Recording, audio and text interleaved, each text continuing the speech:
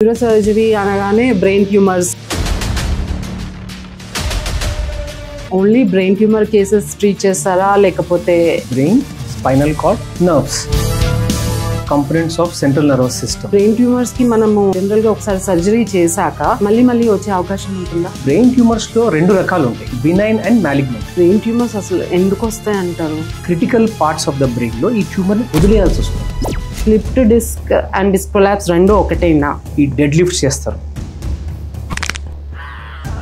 మన బాడీ మనకు చెప్తుంది ఎంత వెయిట్ మనం మోయగలుగుతాం. బ్రెయిన్ కి ఆటో రిపేర్, న్యూరోప్లాస్టిసిటీ అని ఎక్కువ వింటున్నాం. వయసు పెరిగే కొద్దీ బ్రెయిన్ కూడా ష్రింక్ అవుతుంది. చాలా మంది కంప్యూటర్స్ ముందు కూర్చొని తెలియకుండా మనం ఇలా బెండ్ అవుతాం. ఉండాల్సిన కర్వేచర్ కాకుండా ఎగ్జాక్ట్లీ దాని ఆపోజిట్ కర్వేచర్ తీసుకెళ్తాం. I was listening to Rasamani podcast లో సుడోకు ఆడుతుంటారు. లెఫ్ట్ హ్యాండ్ తో పెయింటింగ్ వేయడము, లెఫ్ట్ హ్యాండ్ తో రాయడము.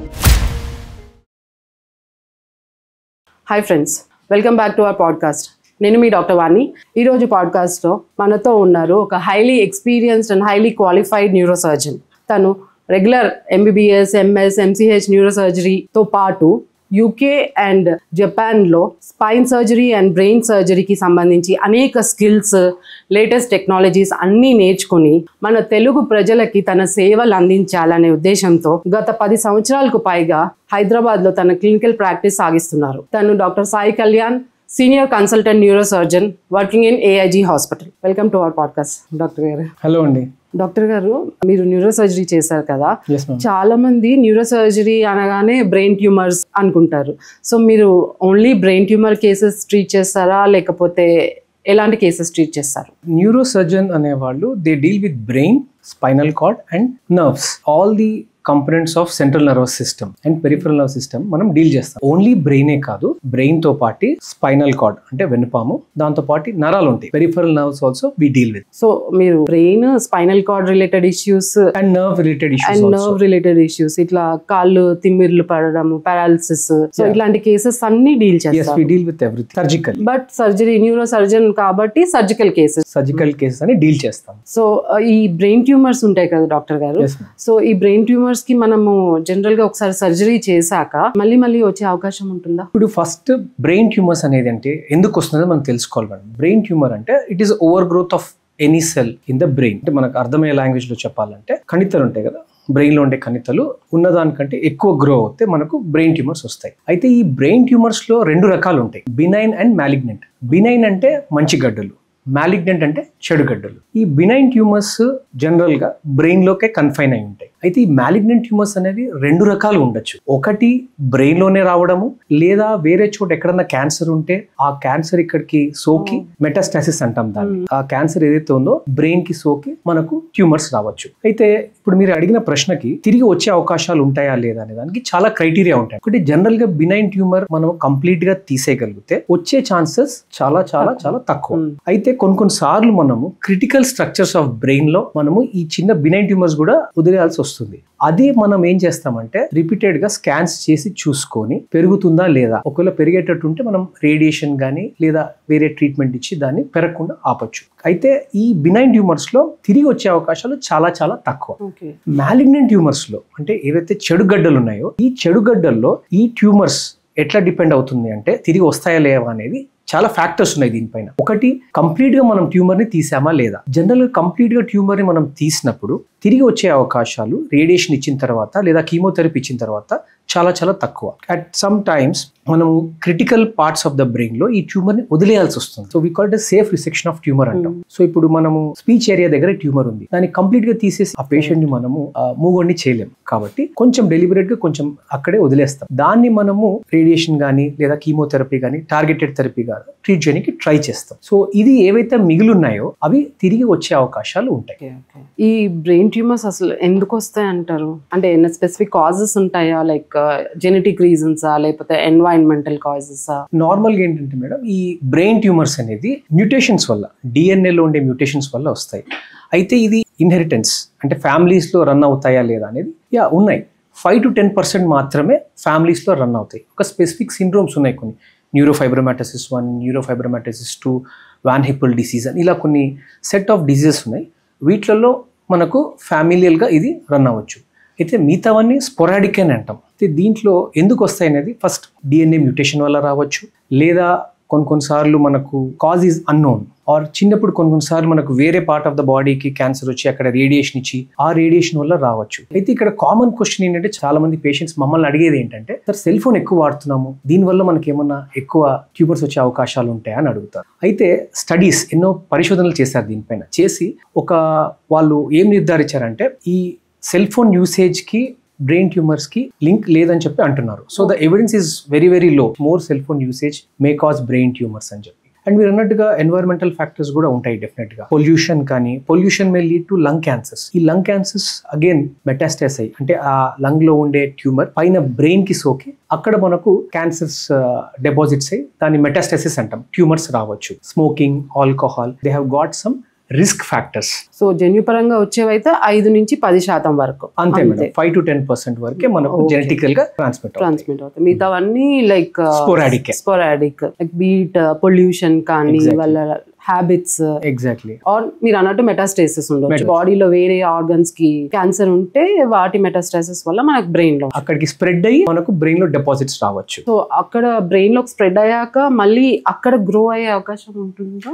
విల్ గ్రో అండ్ మనకు దాని వల్ల మనకు బయటపడుతుంది ఆ బ్రెయిన్ లో ఉండే ట్యూమర్ ఏదైతే ఉందో. అల్టిమేట్లీ మనము ఇది మెటాస్టాసిస్ ట్యూమరా, అంటే వేరే క్యాన్సర్ నుంచి వచ్చిన ట్యూమరా, లేదా ప్రైమరీ బ్రెయిన్ ట్యూమర్ అంటే బ్రెయిన్ లో నుంచే వచ్చిన ట్యూమరా అని తెలుసుకోవడానికి బయాప్సీ మనకు ఆన్సర్ చెప్తుంది. హిస్టోపాథలాజికల్ ఎగ్జామినేషన్ అయితే చేస్తామో దాన్ని మనం బయాప్సీకి పంపిస్తాం కదా, ఆ బయాప్సీలో మనకు తెలుస్తుంది. నేను అదే అడుగుదాం అనుకున్నాను ఇందాక, మీరు బినైన్ అండ్ కార్సినోజెనిక్ అన్నారు కదా. సో అది ఎలా డిఫరెన్షియేట్ చేయాలి? లైక్ కామన్ మ్యాన్ కి తెలియాలంటే మన బ్రెయిన్ లో ఉండే కణిత అది క్యాన్సరా నాన్ క్యాన్సరసా అది ఎలా తెలుస్తుంది? ఇక్కడ 2 things మేడం. ఫస్ట్ సిమ్టమ్స్, అంటే జనరల్ గా బ్రెయిన్ ట్యూమర్ ఉన్న వాళ్ళు ఏ సిమ్టమ్స్ తో వస్తారు, ఏ లక్షణాలతో మన దగ్గరకు వస్తారు అనేది ఇంపార్టెంట్. జనరల్ గా వీళ్ళకి పొద్దున లేచిన వెంటనే హెడేక్ ఉంటుంది, భరించలేని తలనొప్పి ఉంటుంది, వామిటింగ్స్ ఉంటాయి, వీటితో పాటు ఫిట్స్ వచ్చే అవకాశాలు ఉంటాయి. ఇది కాకుండా మనకు వీక్నెస్, అంటే మూతి సొట్టపోవడం కానీ, లేదా చేతులు కాళ్ళు వీక్ అవ్వడం కానీ, బిహేవియరల్ చేంజెస్, అంటే నార్మల్ పర్సన్ బిహేవియర్ కి వీళ్ళకి చాలా తేడా ఉంటుంది. లేదా కొన్నిసార్లు వాళ్ళకు చూపు ప్రాబ్లం ఉండొచ్చు, మెమరీ ప్రాబ్లం ఉండొచ్చు, మాట ప్రాబ్లం ఉండొచ్చు, మాట తడబడటము, నత్తిపోవడము, ఇవన్నీ ఉండొచ్చు. అయితే మనం ఇక్కడ గుర్తుపెట్టుకోవాల్సింది ఏంటి అంటే, హెడేక్ ఉన్న వాళ్ళందరికీ ట్యూమర్స్ ఉన్నట్టు కాదు. సో ఇది సిమ్టమ్స్. జనరల్ గా మనకు ఎలా మనము డిఫరెన్షియేట్ చేస్తాము, ఇది మీరు అంటే మంచి గడ్డ చెడగడ్డ, బినైనా మ్యాలిగ్నెంట్ అనేది మనకు మోస్ట్ ఆఫ్ ది టైం రేడియాలజీలో తెలిసిపోతుంది. రేడియాలజీ అంటే మనం తీసే ఎంఆర్ఐ స్కాన్స్ లో కొన్ని లక్షణాలు బట్టి మనం చెప్పేయచ్చు ఇది బినైన్ ట్యూమర్, ఇది మ్యాలిగ్నెంట్ ట్యూమర్. కానీ దీనికి అల్టిమేట్ జవాబు ఏంటి అంటే బయాప్సీ. మనం బయాప్సీకి పంపించిన తర్వాత పెథలాజికల్ డయాగ్నోసిస్ తర్వాత మనకు అది మంచి గడ్డ చెడగడ్డ, బినైనా మ్యాలిగ్నెంట్ అనేది తెలుస్తుంది. కన్ఫర్మేటరీ దాని ద్వారా తెలుస్తుంది మనకు. సో ఈ బ్రెయిన్ ట్యూమర్స్ అనే వాటికి ఓన్లీ సర్జరీ ట్రీట్మెంట్ లేదంటే మెడికల్ ట్రీట్మెంట్ ఏమైనా ఉంటుందా? బికాస్ చాలా మందికి సర్జరీ అంటే భయం ఉంటుంది. అమ్మో సర్జరీనా అని ఒకలాంటి ఫోబియా ఉంటుంది చాలా మందికి. సో సర్జరీ కాకుండా ఇంకేమైనా ట్రీట్మెంట్స్ ఉంటాయా? ఇప్పుడు మనం ఇక్కడ తెలుసుకోవాల్సింది ఏంటంటే madam, why we are opting for surgery. Surgery మనం ఎందుకు చేస్తున్నాము బ్రెయిన్ లో? ఒకటి, ఈ ట్యూమర్ ఏదైతే ఉందో, గడ్డ ఏదైతే ఉందో, బ్రెయిన్ పైన అంటే మెదడు పైన ప్రెషర్ ని కలగజేస్తుంది. బ్రెయిన్ పైన మనకు ప్రెషర్ కలిగేసేటప్పుడు తెలియదు ఉంది, brain is like A CPU of a computer. So different parts of our body movements అవ్వనివ్వండి, మన స్పీచ్ అవ్వనివ్వండి, మన మెమరీ అవ్వనివ్వండి, మన ఆలోచన శక్తి అవ్వనివ్వండి, లేదా many things are in the brain. Different networking systems ద్వారా మన బాడీకి సిగ్నల్స్ వెళ్తుంటాయి. సో ఫర్ ఎగ్జాంపుల్ ఇప్పుడు ఈ ట్యూమర్ మన లాంగ్వేజ్ ఏరియాలో ఉంది, స్పీచ్ ఏరియాలో ఉంది. అది పెరిగే కొద్ది ఏమవుతుంది, మనకు స్పీచ్ అనేది పోతుంది, స్లర్రింగ్ అవుతుంది, లేదా స్పీచ్ మనకు వెళ్ళే అవకాశం ఉంటుంది. సో అందుకు మనం దాన్ని తీయాలి. సో ఆ ట్యూమర్ ఏదైతే ఉందో బ్రెయిన్ పైన ప్రెషర్ కలుగజేస్తుంది, కాబట్టి ఈ ట్యూమర్ ని మనం తీయాలి, తప్పదు. సో ఫస్ట్ ప్రెషర్ తీయడానికి బ్రెయిన్ పైన. నెక్స్ట్ టు నో, అంటే మనకు తెలియాలి అది మంచి గడ్డ చెడుగడ్డ అనేది, బినైనా మ్యాలిగ్నెంట్ అని తెలుసుకోవడం కోసం మనం ఇది తీస్తాం. అండ్ థర్డ్ది ఇంకోటి ఇంపార్టెంట్ థింగ్ అంటే మన నార్మల్ బ్రెయిన్ ఫంక్షన్ రిస్టోర్ చేయడానికి దీన్ని తీయాలి. అయితే కొన్నిసార్లు ఇందాక చెప్పినట్టు మనము కొంత ట్యూమర్ మనం we have to deliberately leave it. ఎందుకంటే కొన్నిసార్లు మనం వదిలేయాల్సి వస్తుంది. అది ఎందుకు అంటే important parts of the brain మనము డ్యామేజ్ చేయలేము. అట్లాంటి కేసెస్ లో మనం రేడియేషన్ కానీ కీమోథెరపీ కానీ ఇవ్వచ్చు. So most of the times ఈ ట్యూమర్స్ ఏవైతే ఉన్నాయో దీనికి సర్జరీనే ఆన్సర్. ఎందుకంటే సర్జరీ తర్వాత మనం రేడియేషన్ ఇవ్వాలి, కీమోథెరపీ ఇవ్వాలి, ఆర్ టార్గెటెడ్ థెరపీ ఇవన్నీ ఇవ్వాలి. కాబట్టి మనం ఆ ట్యూమర్ ని తీయడం చాలా అవసరం. అయితే కొన్నిసార్లు ఇన్సిడెంటలోమాస్ అంటాం. అంటే ఇప్పుడు జస్ట్ మనం ఏదో హెడేక్ అని చెప్పి పోయినప్పుడు బ్రెయిన్ స్కాన్ తీస్తాం, చిన్న చిన్న కణితలు ఉంటాయి, బినైన్ ట్యూమర్స్ ఉంటాయి మోస్ట్ ఆఫ్ ది టైం. వాటికి మనము వెయిట్ చేసి will ask the patient to be under surveillance. అంటే ప్రతి 3 months 6 months రమ్మని చెప్పి స్కాన్స్ చేస్తూ మనం అది పెరిగిందా అంతే ఉందా తెలుసుకోవడానికి మేనేజ్ చేయొచ్చు. మోస్ట్లీ అది తీసేయడానికి అయితే సర్జరీ దీనికి జవాబు. ఇన్ని ఇయర్స్ సర్వీస్ లో మీరు చూసిన కేసెస్ ఏమైనా like which you didn't do surgery ఏమైనా ఉన్నాయా? బ్రెయిన్ ట్యూమర్స్ లో ఆల్మోస్ట్ అన్ని నేను చేశాను మేడం. అయితే కొన్ని ట్యూమర్స్ డీప్ సీటెడ్ గా ఉంటాయి. అంటే మనము నో మ్యాన్స్ ఐలాండ్ అంటాం, అంటే మనం వెళ్ళలేని ప్లేసెస్ లో ఉంటాయి. ఇప్పుడు రీసెంట్ గా వీ హ్యావ్ సమ్ ఆటోగైడ్ బయాప్సీస్ అంటాం, అంటే సంథింగ్ లైక్ ఎ రోబోటిక్ లాగా. అయితే మనం దీంట్లో ఏం చేస్తామంటే ఒక స్కాన్ తీస్తాం, స్కాన్ తీసి నావిగేషన్ లో ఫీడ్ చేసి ఈ ట్రాజెక్టరీ అని ఉంటుంది. అంటే మనం దానికి ఎలా వెళ్ళాలి, ఇప్పుడు మన GPS లాగానే ఎలా వెళ్ళాలి, సేఫ్ గా వెళ్ళాలి, బ్రెయిన్ టిష్యూని డ్యామేజ్ చేయకూడదు, రక్త కణాలు ఉంటాయి, రక్తనాళాలు డ్యామేజ్ చేయకుండా మనం వెళ్ళి ఆ ట్యూమర్ ని బయాప్సీ తీయచ్చు. సో ఆ ట్రాజెక్టరీ ఏ మార్గం ద్వారా వెళ్ళాలి అనేది మనం ఆపరేషన్ ముందే ప్లాన్ చేసుకొని మనం అదే కమాండ్ ఈ రోబోటిక్ ఆర్మ్ కి ఇస్తే ఆ రోబోట్ వచ్చి అలాగే అలైన్ అవుతుంది. ఆ అలైన్మెంట్ ఏదైతే అయిన తర్వాత చిన్న ఆల్మోస్ట్ ఒక 2 to 3 mm హోల్ వేసి జాగ్రత్తగా వెళ్ళి రియల్ టైమ్ ఇమేజ్ కింద డీప్ సీటెడ్ ట్యూమర్ అంటే లోపల ఉన్న ట్యూమర్ ని కూడా బయాప్సీ తీయచ్చు. This is the recent advance అన్నమాట. సో డీప్ సీటెడ్ ట్యూమర్స్ ని కూడా మనం ఈ రోబోటిక్ బయాప్సీ ద్వారా తీసి బయాప్సీ పంపించచ్చు. సో రెగ్యులర్ ఓపెన్ సర్జరీ లా కాకుండా ఇలా డీప్ సీటెడ్ ట్యూమర్స్ ని ఇలా రోబోటిక్ అసిస్టెన్స్ చేయొచ్చు. ఓకే. ఇంకోటి లైక్ మీరు చేసిన సర్జరీస్ లో ఈ బ్రెయిన్ ట్యూమర్ కి సంబంధించి మాలిగ్నెంట్ ట్యూమర్స్ ఇవి మీరు సర్జరీ చేసి సక్సెస్ఫుల్ అయిన కేసెస్ 1 or 2 కేసెస్ ఏమైనా షేర్ చేసుకుంటారా? ఎలా ఉంటుందంటే most of the time latest concept ఏంటి అంటే సేఫ్ రిసెక్షన్ ఆఫ్ ట్యూమర్ అంటే సేఫ్ రిమూవల్ ఆఫ్ ట్యూమర్. అంటే మనము ట్యూమర్ చాలా జాగ్రత్తగా తీయాలి. అది ఎలా తీయాలి అంటే పక్కనుండే బ్రెయిన్ కి ఏమి డ్యామేజ్ అవ్వకుండా తీయగలగాలి. డ్యామేజ్ అవుతుందా లేదా అనేది మనకు తెలిసిపోతుంది. అట్ దట్ టైం మనం కొంచెం ఆ ట్యూమర్ ని వదిలేసినా మనకేమీ ఇబ్బంది లేదు, ఎందుకంటే తర్వాత మనం రేడియేషన్ ఇచ్చి కీమోథెరపీ ఇచ్చి దాన్ని మనం అట్లీస్ట్ పెరగకుండా అయితే ఆపచ్చు. ఇది most of the cancerous tumours మనం ఎందుకు సర్జరీ చేస్తాము అంటే లైఫ్ ప్రొలాంగ్ చేయడం ఒకటి, అంటే వాళ్ళ లైఫ్ స్పాన్ ని ప్రొలాంగ్ చేయడము పేషెంట్ది. రెండోది వాళ్ళు నార్మల్గా బతికేటట్టు, అంటే అందరిలాగా వాళ్ళు నార్మల్గా బతకాలి అనే ఉద్దేశంతో మనం చేయాలి. సో ఈ రెండు బ్యాలెన్స్ చేసుకుంటే చేయాలి. సో ఇలాంటి ఛాలెంజింగ్ కేసెస్ వచ్చినప్పుడు జనరల్లీ నావిగేషన్ యూస్ చేస్తాం. నావిగేషన్లో మనకు తెలిసిపోతుంది. సో ఆపరేషన్ ముందే మనం ప్లాన్ చేసుకుంటాం, ఎంత తీయాలి, ఎంత వదిలేయాలి ఒకటి. రెండోది we use high magnification microscopes. ఈ మైక్రోస్కోప్లో మనకు చాలా చిన్న ఇది కూడా పెద్దగా కనిపించేటట్టు అండ్ కొన్ని డైస్ ఇస్తాం. డై ఇచ్చిన తర్వాత మనకు నార్మల్ బ్రెయిన్ని ఈ ట్యూమర్ని క్లియర్ కట్గా ఐడెంటిఫై చేస్తుంది అనమాట. సో ఈ ట్యూమర్ ఆ ఏదైతే డై ఇచ్చామో దాన్ని అప్టేక్ తీసుకొని సో ఆ రంగు బట్టి కూడా మనము జాగ్రత్తగా తీయచ్చు. ఇవన్నీ కాకుండా ఇప్పుడు కొత్తగా ఆర్టిఫిషియల్ ఇంటెలిజెన్స్ కూడా యూస్ చేస్తున్నారు. డిఫరెంట్ నెట్వర్క్స్ ఉంటాయి బ్రెయిన్ లో, దాన్ని ట్రాక్ట్స్ అంటాం. ఆ ట్రాక్ట్స్ కి ఈ ట్యూమర్ రిలేషన్షిప్ ఏంటి అంటే ఈ కణితి ఏదైతే ఉందో, ఈ ట్యూమర్ ఏదైతే ఉందో ఆ ట్రాక్ట్స్ ని ఇన్ఫిల్ట్రేట్ చేసిందా, అంటే దాంట్లోకే ఉందా లేదా పక్కకి డిస్ప్లేస్ చేసిందా, అంటే పక్కకి పుష్ చేసిందా అనేది కూడా మనం తెలుసుకోవచ్చు. ఇవన్నీ ఇంటిగ్రేట్ చేసుకొని ప్రాపర్ ప్లానింగ్ చేసుకొని 99% we are successful. 1% there are some deficits కొన్ని ఉంటాయి. Patient by the time they present to us they may be in coma. అలాంటి పేషెంట్స్ మనకు రికవర్ అవడం కొంచెం డౌట్ఫుల్. ఇంకోటి డాక్టర్ గారు, లైక్ ఈ మధ్య కాలంలో యంగ్ వాళ్ళకి కూడా లైక్ డిస్క్ ప్రాబ్లమ్స్ వస్తున్నాయి. అండ్ చాలా మంది లైక్ మీ దగ్గరకు వచ్చి ఉండొచ్చు, లైక్ సాఫ్ట్వేర్ ఇంజనీర్స్ కానీ, వాళ్ళు చెప్పడమే డిస్క్ ప్రొలాప్స్ వచ్చింది, స్లిప్డ్ డిస్క్ వచ్చింది అని చెప్తుంటారు. ఫస్ట్ నా క్వశ్చన్ వచ్చేసి slipped disc and disc prolapse రెండు ఒకటేనా? అండ్ వై యంగర్ పీపుల్కి జనరల్గా పాతకాలంలో మనం చూసినప్పుడు అయితే బాగా ముసలి వాళ్ళు ఇట్లా ఉంగి నడవడము ఇట్లా అట్లాంటివి వచ్చేవి, back pain, neck pain. But ఈ రోజుల్లో ఈవెన్ 25 to 35 వాళ్ళకి కూడా వస్తున్నాయి. మీరు ఫస్ట్ అడిగిన దానికి ఎందుకు వస్తుందండి? సో ఫస్ట్ ఆఫ్ ఆల్ మనకు డిస్క్ అనేది ఒక జెల్లీ లైక్ సబ్స్టెన్స్. ఆ జెల్లీ లైక్ సబ్స్టెన్స్ వచ్చేసి టఫ్ టిష్యూ లోపల ఎన్కేస్ అయి ఉంటుంది. ఓకే, ఈ డిస్క్ అనేది బేసిక్ ఒక షాక్ అబ్జర్వర్ లాంటిది. అండ్ ఏజ్ పెరిగే కొద్దీ మనకు దాంట్లో నీరు తగ్గి బయటికి వచ్చే అవకాశాలు ఉంటాయి. అయితే యంగ్ జనరేషన్ వాళ్ళకి ఎందుకు వస్తున్నాయి అంటే there are several reasons. First reason వచ్చేసి of course genetics play a role. Smoking చేసే వాళ్ళల్లో డిస్క్ కి అడిక్వేట్ న్యూట్రిషన్ లేకపోవడం వల్ల, అంటే డిస్క్ కి కావాల్సిన రక్త సరఫరా అందకపోవడం వల్ల డిస్క్ బయటికి వచ్చే అవకాశాలు ఉంటుంది. రెండోది ఇంప్రాపర్ పోస్చర్. మనం చాలా మందిని చూస్తాం నార్మల్ పోస్చర్ లో కూర్చోకుండా వాళ్ళకు for a long time improper పోస్చర్లో కూర్చున్నప్పుడు మనకు ఆ డిస్క్ పైన ఒత్తిడి కలిగి ఆ డిస్క్ బయటికి వచ్చే అవకాశాలు ఉంటాయి.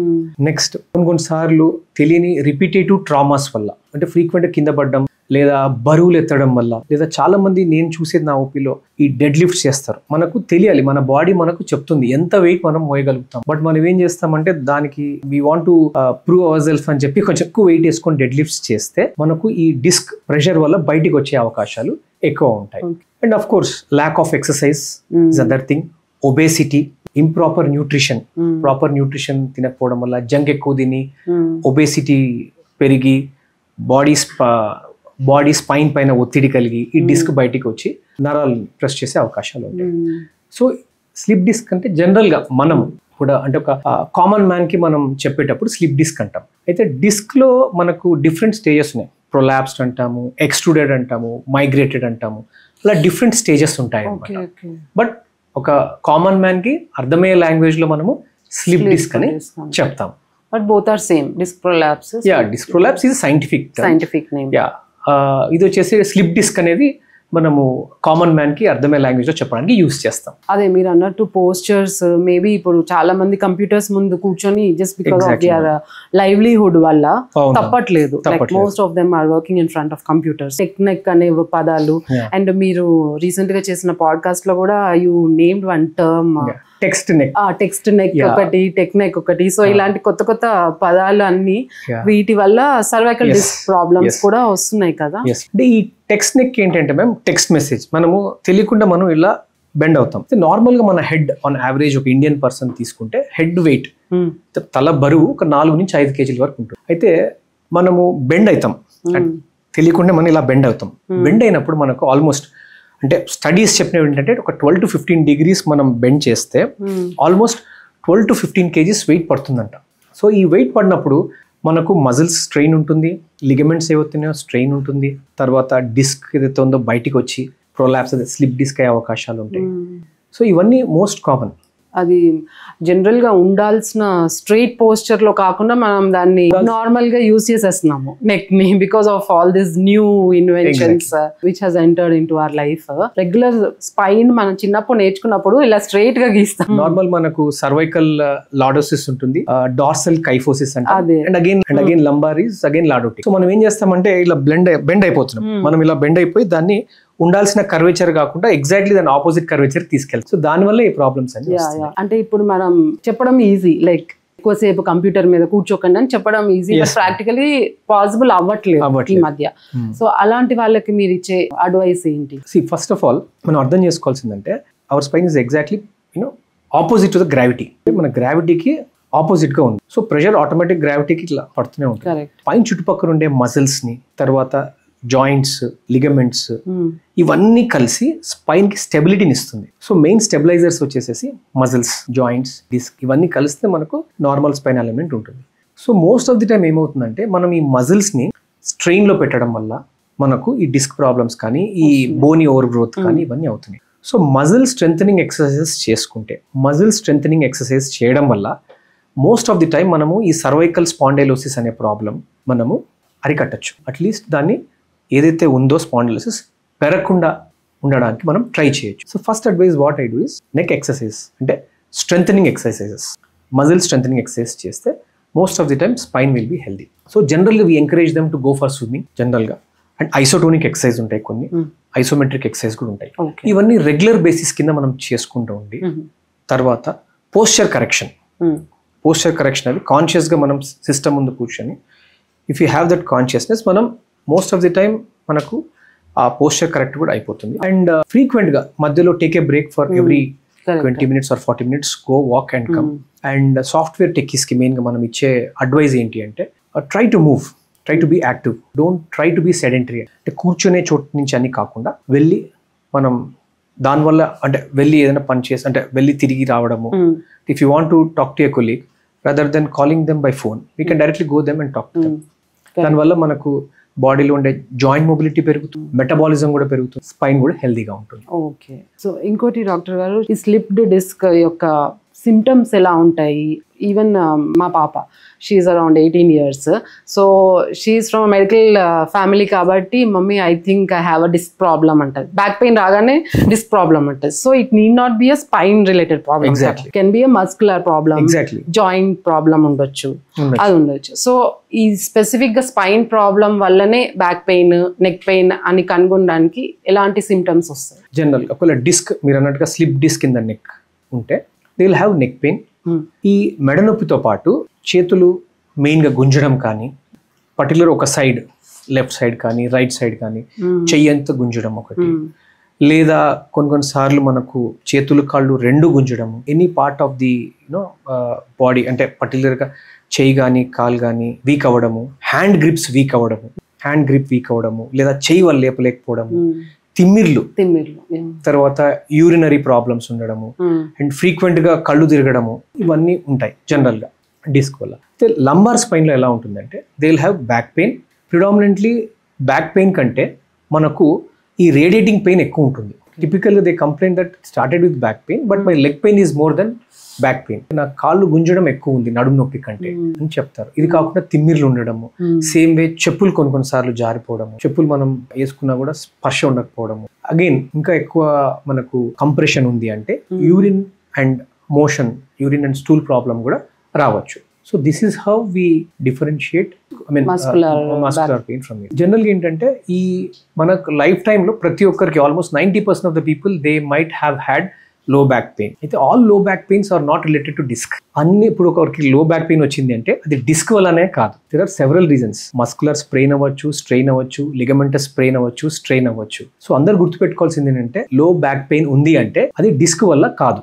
ఇంకోటి ఇప్పుడు మీరు చెప్పారు కదా ఇలా చేతులు తిమ్మిర్లు అండ్ వీక్నెస్ ఇలాంటి స్పైన్ రిలేటెడ్ ఇష్యూసే నిజంగా అయితే సో దానికి ఎలాంటి ట్రీట్మెంట్స్ ఉన్నాయి? ఇప్పుడు world wide we follow one protocol general. ఇప్పుడు పేషెంట్ ఇనిషియల్ గా మన దగ్గరికి వస్తారు ఈ కంప్లైంట్స్ తో.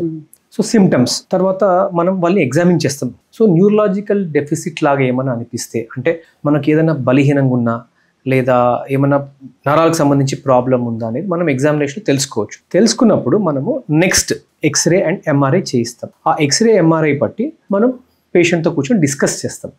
జనరల్గా 3 కేటగిరీస్ ఉంటాయి. నా ఎక్స్పీరియన్స్లో what I feel is there are 3 things. ఒకటి 100% సర్జరీ అవసరం పడుతుంది. ఇంకొకటి it is a dialogue between patient and doctor. అంటే థర్డ్ కేటగిరీ వచ్చేసి పేషెంట్ డాక్టర్ కూర్చొని డిస్కస్ చేయాలి. అంటే వాట్ హీస్ లుకింగ్, అంటే పేషెంట్ ఏం ఎక్స్పెక్ట్ చేస్తున్నారు and ultimately it is patient's decision. ఈ థర్డ్ కేటగిరీలో నేనేం చేస్తాను అంటే పర్టికులర్గా will tell the red flag signs, అంటే ఏమేమి ఇబ్బందులు రావచ్చు తర్వాత చెప్తాం. Till the patient is okay with going ahead with medical management will tell them and what they are looking at అనేది కూడా చాలా important. Because we have to understand psychology of the patient. అది చాలా ఇంపార్టెంట్. ఇన్ దట్ కేసెస్ మనకు ఇవే మనకు good results కూడా ఇస్తాయి అన్నమాట. కొంతమందికి నిజంగా సర్జరీ అవసరం పడుతుంది. కొంతమంది జస్ట్ కొంతమంది ఊరికే లో బ్యాక్ పెయిన్ తో వస్తారు. సో వాళ్ళలో వి అసెస్ దెమ్ అండ్ జనరల్లీ మనం ఏం చేస్తామంటే ఒక 1-2 days రెస్ట్ మాత్రమే. ఇప్పుడు ఇంతకు ముందు మనం నెలల తరబడి రెస్ట్ తీసుకోండి అనేవాళ్ళు. It's no longer true unless until ఏదైనా ఫ్రాక్చర్స్ ఆర్ ట్రామా ఉంటే తప్ప మనము బెడ్ రెస్ట్ ఇవ్వము. 2 to 3 days తర్వాత స్లోగా వాళ్ళని మనము మొబిలైజ్ అంటే స్లోగా మనం వాళ్ళని ఎంకరేజ్ చేస్తాం ఎక్సర్సైజెస్ చేయమని చెప్పి. At the same time medicines ఇస్తాం. ఇవన్నీ మెడిసిన్స్ ఇస్తూ ఇంకా వాళ్ళకి నొప్పి తగ్గలేదు ఒక 4 to 6 weeks దాకా అంటే then we will evaluate again. అప్పుడు ఎంఆర్ఐ చేయించడం ఇవన్నీ చేస్తాం. ఓకే.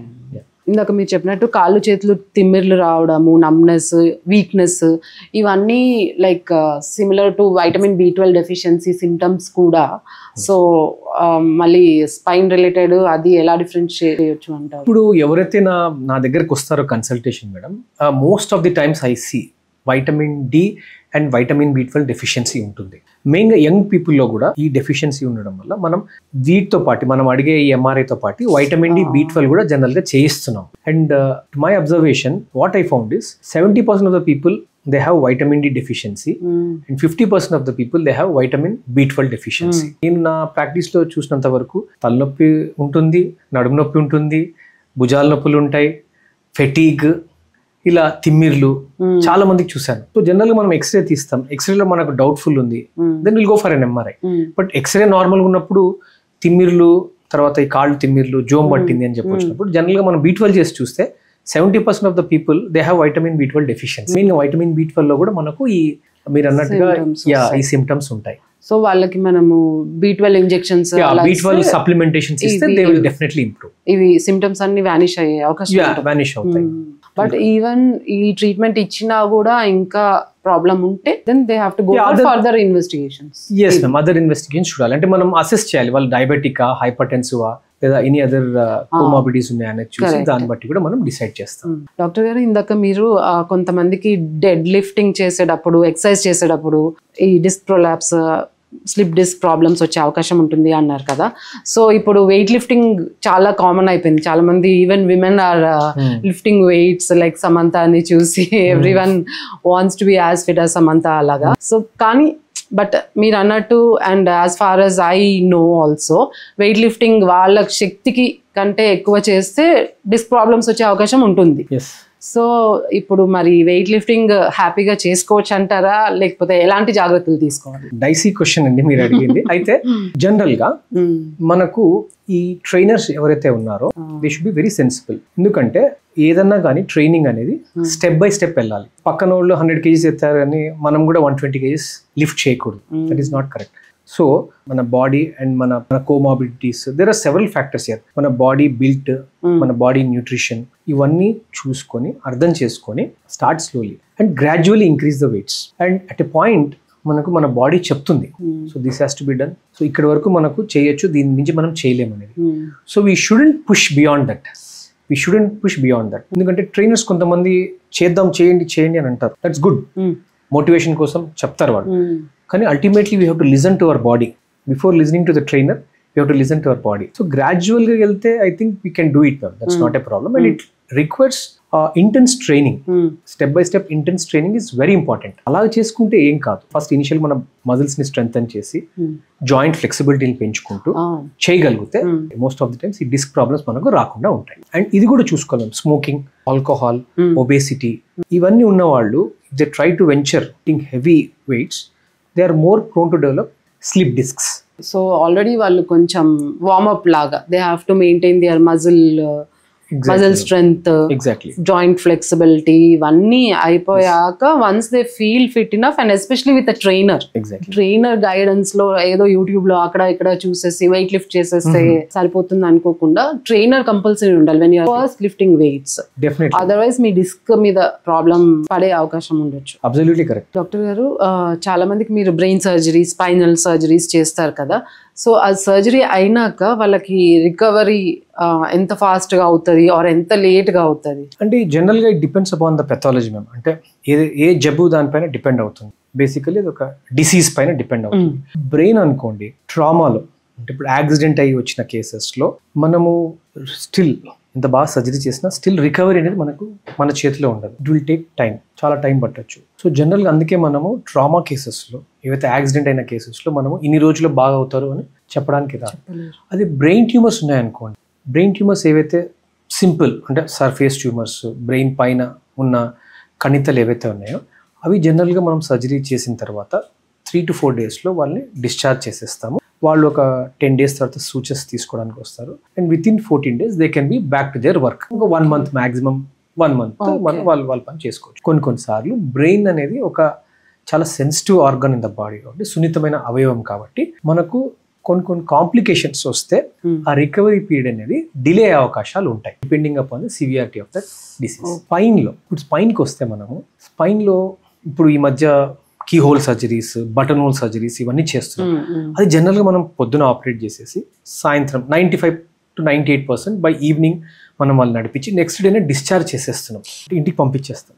వాళ్ళు ఒక 1 week తర్వాత వచ్చి కుట్లు తీయించుకొని తర్వాత ఒక 2 weeks వరకు రెస్ట్ తీసుకోమని చెప్తాం. రెస్ట్ అంటే కంప్లీట్ బెడ్ రెస్ట్ కాదు, మధ్యలో ఒక ఫిజియోథెరపీ ప్రోటోకాల్ ఉంటుంది, అది వాళ్ళు ఫాలో అవుతుండాలి. జనరల్గా 15 days అంటే 2 weeks తర్వాత వాళ్ళ పనులు వాళ్ళు చేసుకోవచ్చు. అదే కొన్నిసార్లు మీరు వినింటారు, స్పైనల్ ఫిక్సేషన్ సర్జరీ చేస్తాము, స్పైన్ కి స్క్రూస్ రాడ్స్ వేసి బిగించాము అని చెప్తాం. అంటే ఇప్పుడు కొన్నిసార్లు మనకు ఒక ఎముక ఇంకో ఎముక పైన స్లిప్ అయి ఉండొచ్చు, వాళ్ళల్లో మనము ఈ ఎముకని సెట్ చేయడానికి స్క్రూస్ రాడ్స్ వేసి ఫిక్స్ చేస్తాం. వీళ్ళని జనరల్గా మనం సర్జరీ చేసిన 3 days తర్వాత డిశ్చార్జ్ చేసి 14 daysకి వాళ్ళని రమ్మని చెప్పి కుట్లు తీసి ఫస్ట్ 1.5 month కొంచెం జాగ్రత్తగా ఉండమని చెప్తాం. 1.5 month తర్వాత 1 to 1.5 month తర్వాత they can go back to their routine activities. అంటే వాళ్ళు ఏదైతే యాక్టివిటీస్ ఉన్నాయో అన్ని చేసుకోవచ్చు. అయితే ఇక్కడ సెవరల్ ఫ్యాక్టర్స్ ఉన్నాయి, చాలా ఫ్యాక్టర్స్ ఉన్నాయి. ఇదేంటి అంటే కొన్నిసార్లు బ్లడ్ తక్కువ ఉన్న వాళ్ళలో హీలింగ్ అనేది డిలేడ్ ఉంటుంది. స్మోకర్స్ లో, డయాబెటిస్, హైపర్ టెన్షన్, ఒబేసిటీ, కొంతమంది క్రానిక్ స్టిరాయిడ్ థెరపీ పైన ఉంటారు, వీళ్ళలో కొంచెం రికవరీ చాలా స్లోగా ఉంటుంది, డిలే అవుతుంది. అలాగే ఇప్పుడు ఐసీయూలో ఒక హెడ్ ఇంజరీ కేసు ఉన్నారు, వాళ్ళు కొంతమంది కోమాలో ఉండొచ్చు, సెమీ కోమా స్టేట్ లో ఉండొచ్చు, వీళ్ళలో కూడా రికవరీ అనేది చాలా డిలేడ్ గా ఉంటుంది. ఇప్పుడు మీరు కోమా అన్నారు కాబట్టి, సో కోమాలో కొంతమందికి తొందరగా రికవరీ అవుతుంది, కొంతమందికి ఇంకా లేట్ అవుతుంది, even though if it is the same case తీసుకున్నా కూడా ఒకవేళ. సో అది ఎందువల్ల అంటారు? దీంట్లో సెవరల్ ఫ్యాక్టర్స్ ఉంటాయి. First is age. Age is very important.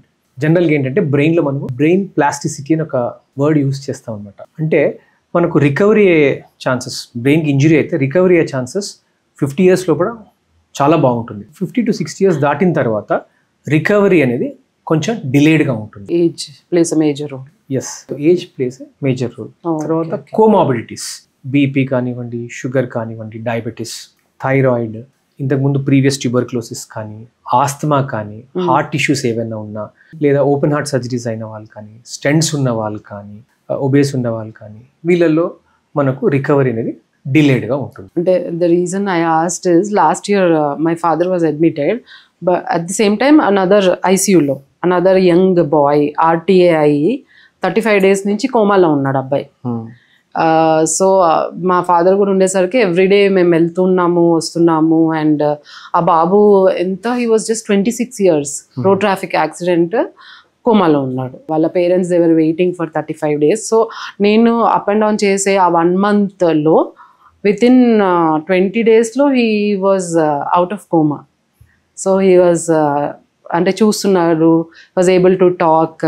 అంటే కోమాలో ఉన్నప్పుడు వీఆర్ ఆల్ వరీడ్ అనమాట, అంటే బయటకు వస్తాడో లేదు అని ఆ టెన్షన్లో ఉన్నారు వాళ్ళందరూ. But luckily he was out of coma. So age is a factor.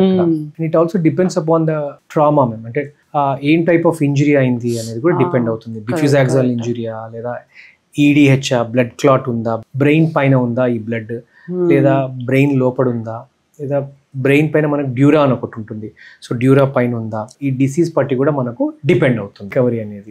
జనరల్గా చాలా మంది పేషెంట్స్ ఆ హాస్పిటల్కి వెళ్తే రికవర్ అయిపోయారు వాళ్ళ అబ్బాయి వాళ్ళు ఇక్కడ వెళ్తే ఈ డాక్టర్ చేయలేదు అట్లా అనుకుంటారు కదా, సేమ్ యాక్సిడెంట్స్ అయినా కూడా.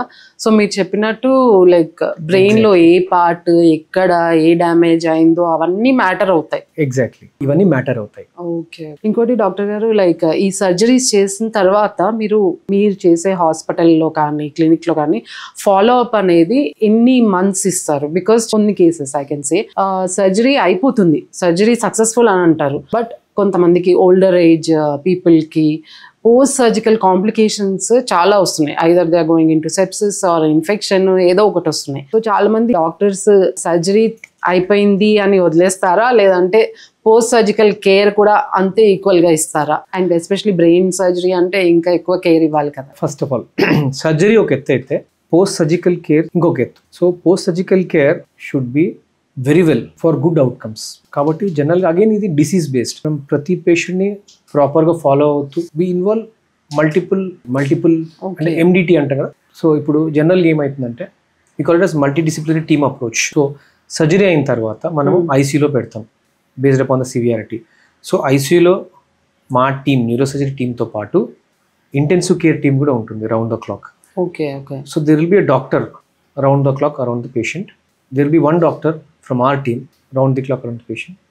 ఒక ఫిజిషియన్ అసిస్టెంట్ ఉంటారు, ఒక నర్సింగ్ స్టాఫ్ కూడా ఉంటారు. సో వాళ్ళు ప్రతి నిమిషానికి ప్రతి గంటకి they will constantly be monitoring. So ఇది చాలా important.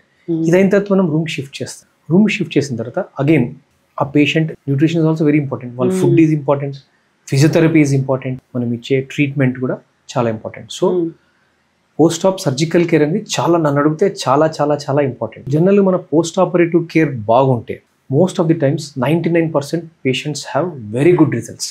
99% they will come out very well. So post AAP care అనేది చాలా ఇంపార్టెంట్. అండ్ రెగ్యులర్ ఫాలో అప్స్లో ఉండాలి. పేషెంట్స్ చెప్పే చిన్న కంప్లైంట్స్ కూడా మనం వినాలి. నేను పేషెంట్ చెప్పే చిన్న కంప్లైంట్ కూడా వింటాను.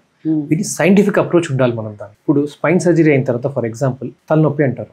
తలనొప్పి ఏం పర్లేదు, ఏం కాదు, మనం దాన్ని లైట్గా తీసుకోకూడదు. సో ప్రతి ఒక్క సిమ్టమ్ ఏదైతే పేషెంట్ చెప్తున్నారో మనం దాన్ని సైంటిఫిక్ అప్రోచ్తో వెళ్ళి మనం దాన్ని ఆ కాజ్ కనుక్కొని దాన్ని ట్రీట్ చేయగలిగితే రిజల్ట్స్ బాగుంటాయి and patients are also very happy.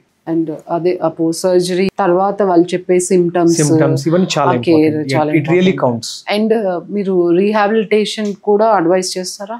Yes, ఇప్పుడు ఇందాక మనం ఒక కోమా అనే దాని గురించి మాట్లాడాము. సో ఒక్కసారి పేషెంట్ ఈజ్ ఓకే అంటే న్యూరలాజికల్గా he's okay, but he requires some exercises. అంటే మైల్డ్ పక్షపాతం వచ్చింది, స్ట్రోక్ తర్వాత పక్షపాతం వచ్చింది, బట్ పేషెంట్ మెథడ్ బాగానే పనిచేస్తుంది, బట్ చేతులు కాళ్ళు పనిచేయడం లేదు.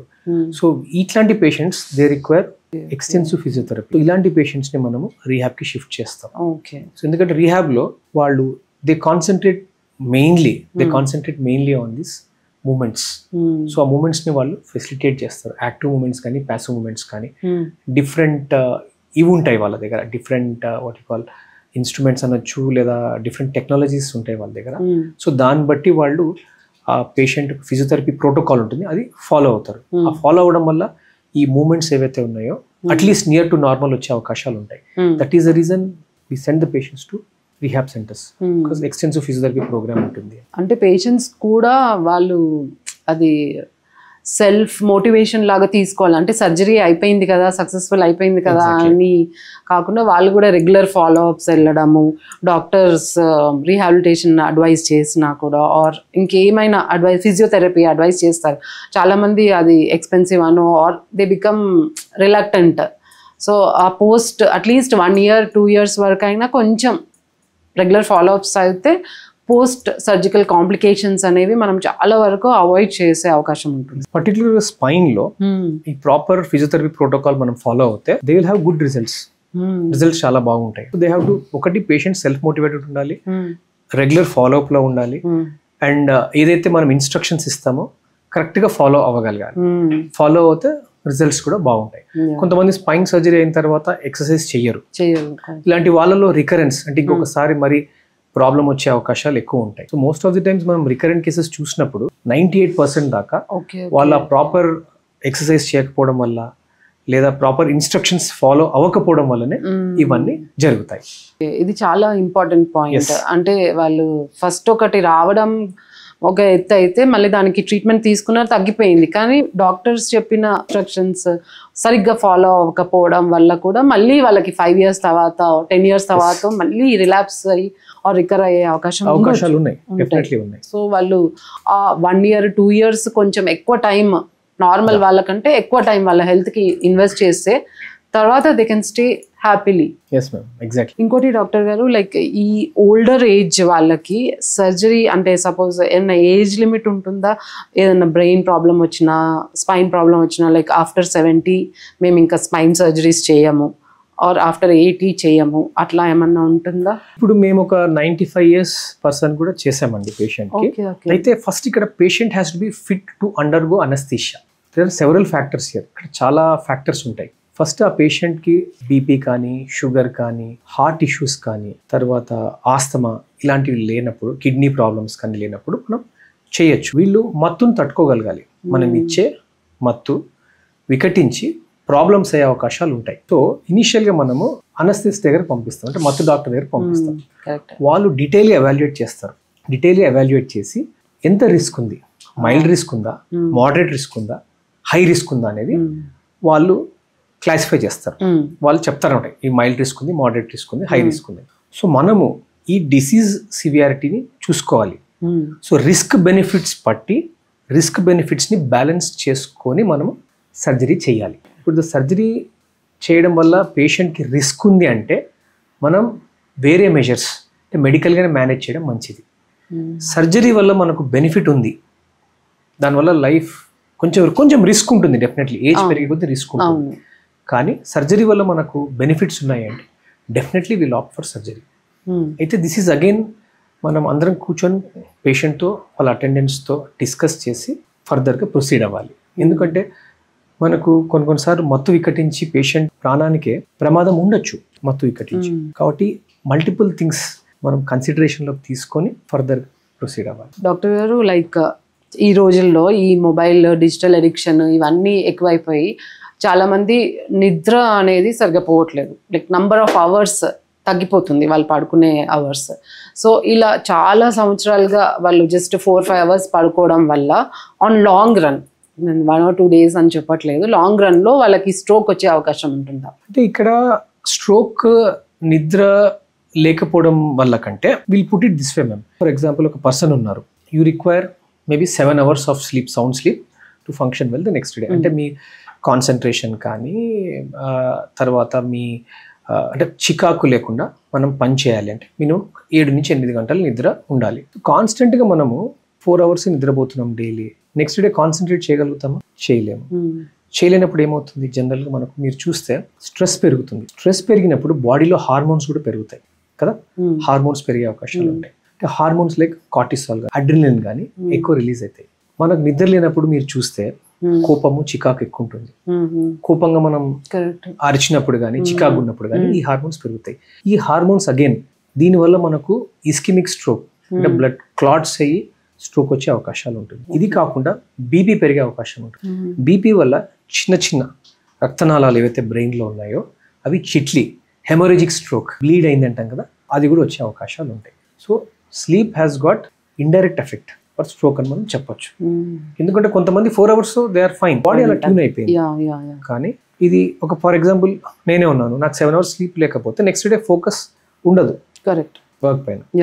సో మన వర్క్ పైన ఫోకస్ లేనప్పుడు ఆటోమేటిక్గా ఈ కోపం, చికాకు, other things will come and these are more responsible for stroke. Observe your body signals, body మీకు చెప్తుంది ఎగ్జాక్ట్లీ నిద్ర సరిపోలేదు, whatever it is, like consistent గా. అంటే మనం we take so much care of material things which are around us, కానీ మన body care అంటే we won't listen to our body. చాలా మంది ఐ సీన్ ఇన్స్టాగ్రామ్ రీల్స్ లో వాటిలలో ప్లాంట్స్, చెట్లు మీతో మాట్లాడుతుంటాయి, యానిమల్స్ మాట్లాడుతుంటాయి. రాంగ్ అని చెప్పట్లేదు, బట్ మీ బాడీ కూడా మీతో మాట్లాడుతుంటది. Listen to your body, each and every part of your, కళ్ళు కానీ, హ్యాండ్స్ మూమెంట్.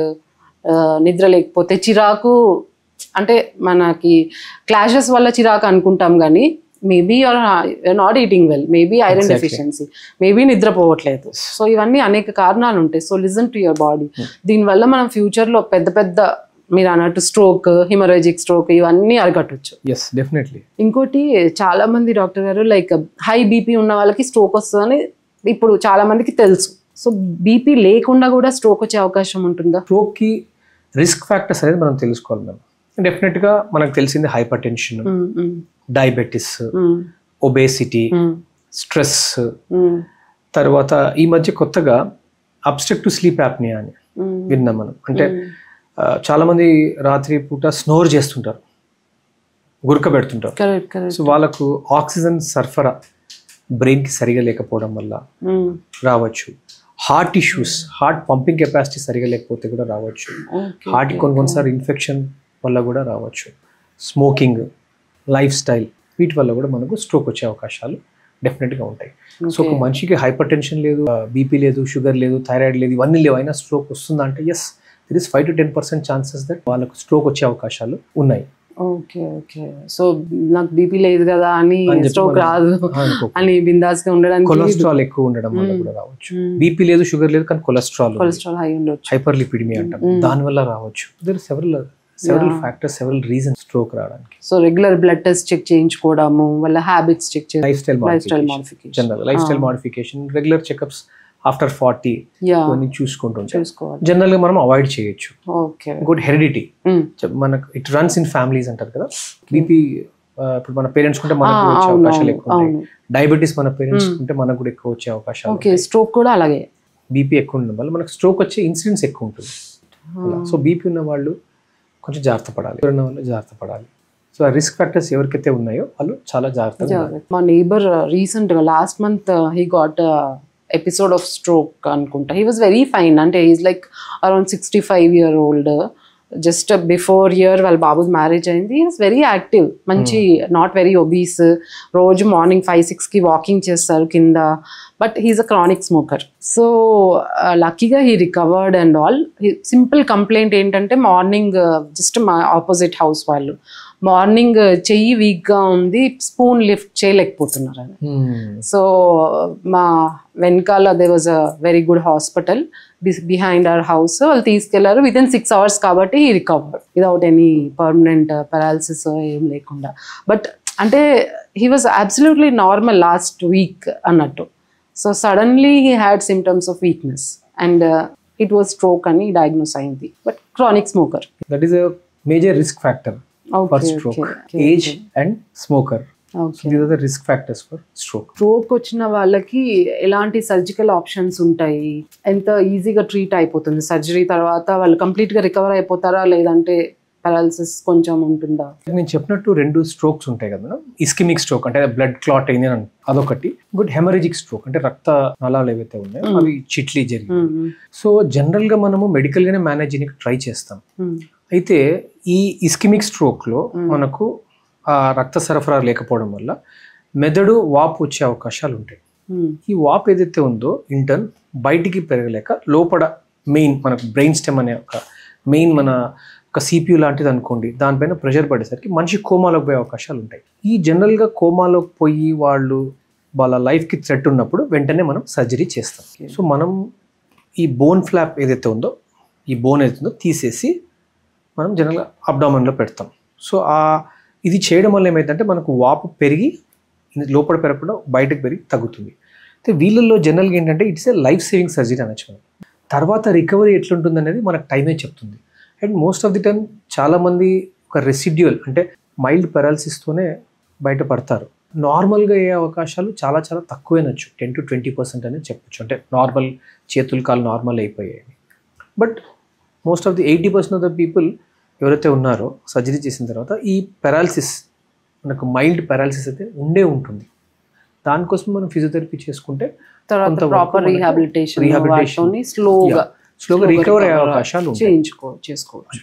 సేమ్ ఈ హెమరేజిక్ స్ట్రోక్ కూడా బ్రెయిన్లో బ్లీడ్ అవ్వడం వల్ల కూడా మనకు ఆ బ్లీడ్ తీసేస్తాం. అంటే ఎవరైతే కోమాలోకి వెళ్తున్నారో వాళ్ళని క్లోజ్గా మానిటర్ చేస్తూ ఒక మనిషి డౌన్ అవుతున్నాడు అంటే ఇమీడియట్గా మనం సర్జికల్ ఇంటర్వెన్షన్ చేసి ఆ బ్లీడ్ ఏదైతుందో తీసేస్తాం. హెమరేజిక్ స్ట్రోక్ రికవరీ చాలా లెస్ ఉంటుందని నాకు ఇప్పుడు లేటెస్ట్ ట్రీట్మెంట్ తెలియదు. బట్ ఒకప్పుడు హెమరేజిక్ స్ట్రోక్ ఎనీ స్ట్రోక్ ఒక పర్సన్ మనకు ఎనీ స్ట్రోక్ ఒక మనిషి డౌన్ అవుతున్నారు, కోమాలోకి వెళ్తున్నారు. మనము జనరల్గా GCS అంటాం కదా, ఒక స్కోర్ ఉంటుంది, గ్లాస్గో కోమా స్కోర్. మనం చూస్తాం వాళ్ళు డౌన్ అవుతున్నారు అంటే ఇమీడియట్గా మనము సర్జరీ చేయాల్సింది. సర్జరీ చేసిన తర్వాత 80% of the people they recover. 20% of the people because of many things మనకు డెత్ రేట్స్ కూడా ఉంటాయి, ఉండదని కాదు. అలా వెళ్తున్నారంటే వాళ్ళలో కూడా డెత్ రేట్స్ ఉంటాయి. జస్ట్ నేను హౌస్ సర్జన్ చేసేటప్పుడు వరంగల్లో my husband's I was just married అప్పుడు మా హస్బెండ్ వాళ్ళ పిన్ని గారు she was in Warangal. So 39 years, known case of hypertension, regular treatment.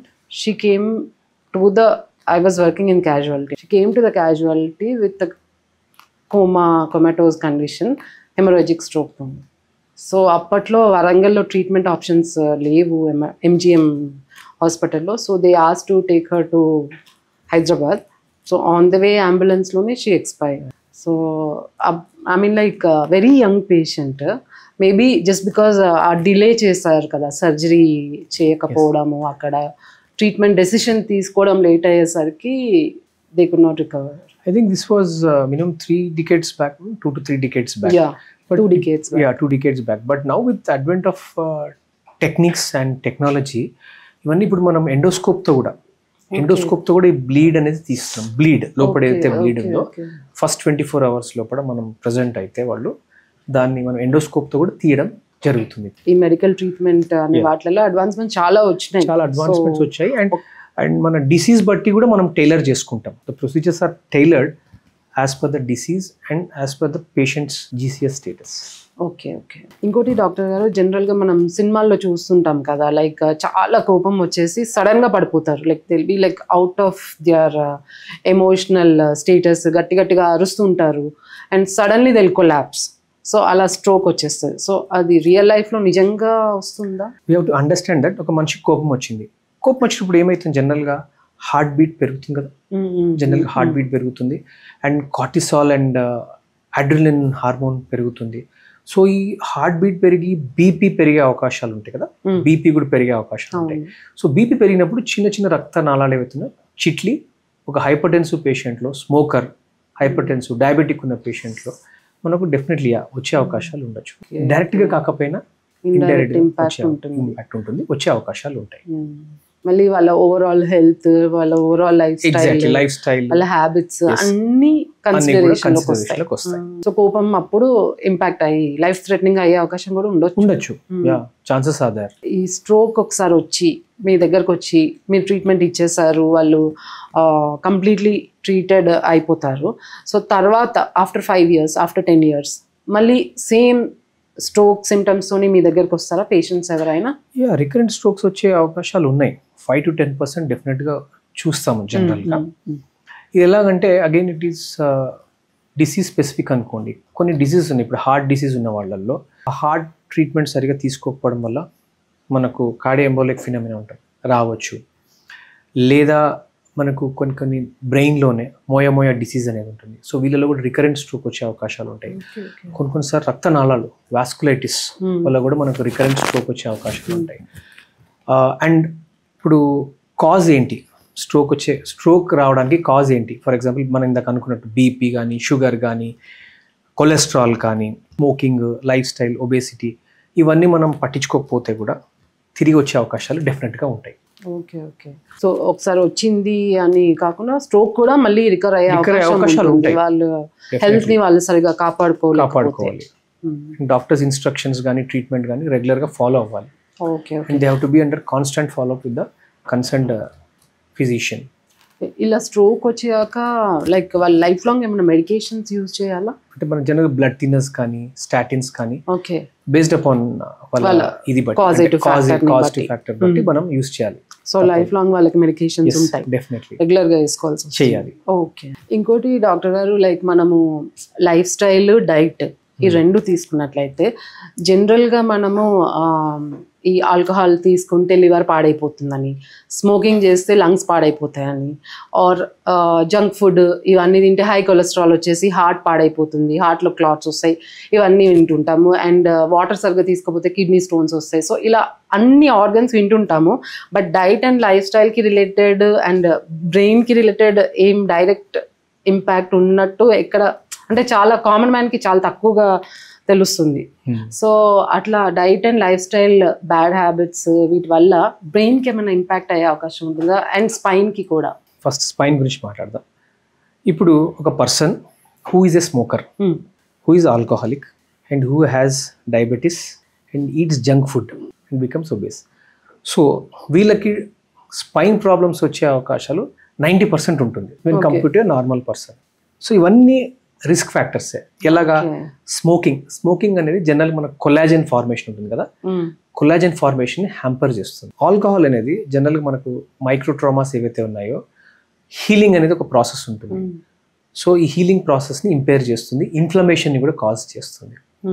Obesity అంటే బరువు ఎక్కువ ఉండడం వల్ల, వెయిట్ ఎక్కువ ఉండడం వల్ల మనకు స్పైన్ పైన బర్డన్ పెరిగి మనకు ఇంటర్న్ మనకు స్పైన్ ప్రాబ్లమ్స్ వచ్చే అవకాశాలు ఉంటాయి.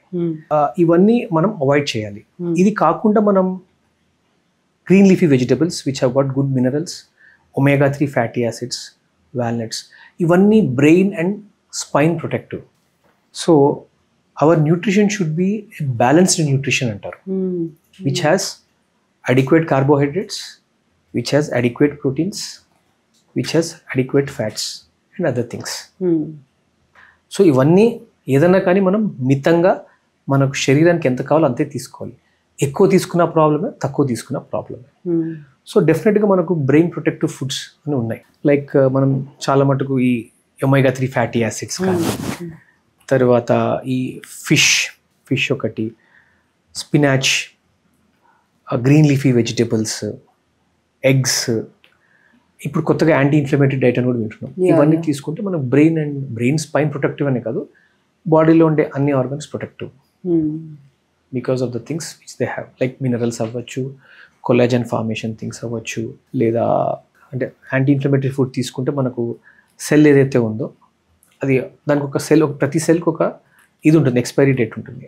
ఆ ఎక్స్పైరీ డేట్ కరెక్ట్గా ఉంటుంది, అది ముందు జరగదు లేదా లేట్గా జరగదు. Okay. So all these foods have to be taken. So indirect impact or direct impact కూడా ఉంటుంది. How you eat and lifestyle ఎలా ఉంటుందో దాన్ని బట్టి బ్రెయిన్ స్పైన్ హెల్త్ కూడా ఇంపాక్ట్ అవుతుంది. డెఫినెట్లీ. ఇంకోటి డాక్టర్ గారు, లైక్ చిన్నపిల్లలు ఈ మధ్య బుక్స్ చాలా ఎక్కువ బుక్స్ అయిపోయి బ్యాగ్స్ హెవీ బ్యాగ్స్ క్యారీ చేస్తున్నారు. సో ఆ కాంపిటీటివ్ స్పిరిట్ అనేది, అంటే చిన్నప్పటి నుంచే ఏదో డాక్టర్ అయిపోవాలి, ఇంజనీర్ అయిపోవాలని వాళ్ళకి వర్క్ లోడ్ లాగా స్టడీ లోడ్ పెరిగిపోతుంది. సో ఈ హెవీ బ్యాగ్స్ క్యారీ చేయడం వల్ల చిన్నప్పుడు పెద్ద అయ్యాక వాళ్ళకి స్పైన్ ఇష్యూస్ వచ్చే అవకాశం ఉంటుందా? చాలా మంది పేషెంట్స్ వస్తారండి నా దగ్గరికి, యంగ్ చిల్డ్రన్. సో వాళ్ళ ఫస్ట్ క్వశ్చన్ అంటే పేరెంట్స్ది, సార్ నార్మల్గా ఎంత బ్యాగ్ వెయిట్ ఉండాలి అని. సో దీనిపైన చాలా స్టడీస్ చేసి దే ఫౌండ్ దట్ మన బాడీ వెయిట్కి 10% కంటే ఎక్కువ బ్యాగ్ వేసుకోవడం మంచిది కాదు అంటారు. So suppose the child is around 35 kgs, make sure that the bag weight is not more than 3.5 kgs. Okay. So దానివల్ల ఏమవుతుందంటే మనం అడిషనల్ బరువు వేయడం వల్ల స్పైన్ మజిల్స్ పైన లోడ్ ఉంటుంది, లిగమెంట్స్ పైన లోడ్ ఉంటుంది, ఫ్యాసెట్ జాయింట్స్ అంటాం, అంటే స్పైన్లో జాయింట్స్ ఉంటాయి ముందుకు వెనకకి సైడ్కి కదలడానికి, ఆ జాయింట్స్ పైన ప్రెషర్ ఉంటుంది, డిస్క్ పైన కూడా ప్రెషర్ ఉంటుంది. సో దట్ ఈస్ రీజన్ వాళ్ళకు జనరల్గా they come with back pain, ఎక్కువ బరువు మోయడం వల్ల. కాబట్టి so make sure that the bag weight is not more than 10% of the 40 kg ఉన్నారు అనుకోండి, ఆ బాబు పాపను 4 kg కంటే ఎక్కువ ఉండకూడదు. అది ఇది చాలా ఇంపార్టెంట్. అండ్ ఒకవేళ అట్లా ఎక్కువ బరువు క్యారీ చేస్తుంటే వాళ్ళకి స్పైన్ ప్రాబ్లమ్స్ పెద్ద వచ్చే అవకాశం ఉంటుంది, అర్లీ డీజనరేషన్ అయ్యే అవకాశాలు ఎక్కువ ఉంటాయి. ఓకే. లైక్ మన బ్రెయిన్కి ఆటో రిపేర్, రీవైరింగ్, ఇప్పుడు మీరు ఇందాక అన్నట్టు ప్లాస్టిసిటీ, లైక్ ఈ మధ్య న్యూరోప్లాస్టిసిటీ అని ఎక్కువ వింటున్నాం. సో ఈ శక్తి ఉంటుందా? డెఫినెట్లీ ఉంటుంది, and it has been proven. అందుకే మనము ఇందాక నేను చెప్పినప్పుడు న్యూరోప్లాస్టిసిటీ అనేది చాలా important. And as the age progresses, అంటే వయసు పెరిగే కొద్దీ బ్రెయిన్ కూడా ష్రింక్ అవుతుంది. అట్ ది సేమ్ టైం ఈ ప్లాస్టిసిటీ కూడా తగ్గుతూ వస్తుంది. కాబట్టి ఆ బ్రెయిన్ రిపేర్ కానీ రీజనరేట్ అవ్వడానికి కానీ, అంటే ఈ ప్లాస్టిసిటీ ఓల్డ్ అయ్యే కొద్దీ మనకు చాలా చాలా తక్కువ ఉంటుంది అనమాట.